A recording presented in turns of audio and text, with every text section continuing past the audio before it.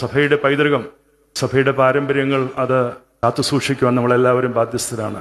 പലയിടങ്ങളിലും സഭയുടെ പാരമ്പര്യങ്ങൾക്ക്, വിശ്വാസാചാരങ്ങൾക്ക് വിരുദ്ധമായുള്ള പ്രവർത്തനങ്ങൾ ഒരു സാഹചര്യത്തിലും അംഗീകരിക്കുവാനായിട്ട് സാധിക്കും. ഓർത്തഡോക്സ് സഭയുടെ ഒരു പൈതൃകമുണ്ട്, ഓർത്തഡോക്സ് സഭയുടെ ഒരു പാരമ്പര്യമുണ്ട്. അതിനകത്തു നിന്നുള്ള ചില മാറ്റങ്ങൾക്കൊക്കെ നമ്മൾ അനുവദിച്ചിട്ടുണ്ടെങ്കിൽ കൂടിയും അത് വഴിവിട്ടു പോകുന്ന പ്രവണത അതാരുടെ ഭാഗത്തു നിന്നായാലും അത് ഒരിക്കലും അംഗീകരിക്കാനായിട്ട് സാധിക്കുകയില്ല. സഭയിലെ പിതാക്കന്മാർ കൈമാറി തന്നുള്ള പൈതൃകമാണ്, ആരാധനയാണ്, പാരമ്പര്യമാണ്. അതിൻ്റെതായ ഒരു തനിമയുണ്ട്. അത് നഷ്ടപ്പെടുത്തി കഴിഞ്ഞാൽ പിന്നെ നമ്മൾ ഒന്നുമല്ലാതായി പോകും എന്നുള്ളതാണ് ഞാൻ ചിന്തിക്കുന്നത്. നമ്മളെല്ലാവരും അങ്ങനെ തന്നെ ചിന്തിക്കേണ്ടുന്നവരാണ്.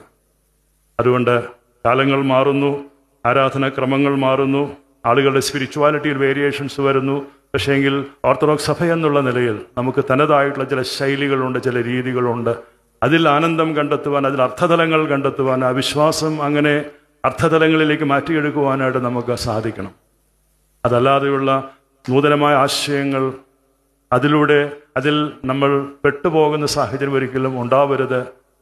ആത്യന്തികമായി ആന്തരികമായ പരിവർത്തനമാണ് എല്ലാവരിലും വിശ്വാസ വഴികളിലൂടെ സഞ്ചരിക്കുന്നുണ്ടാകേണ്ടത് എന്നുള്ളത് സാന്ദർഭികമായി ഈ സമയത്ത് ഓർമ്മപ്പെടുത്തിക്കൊള്ളട്ടെ.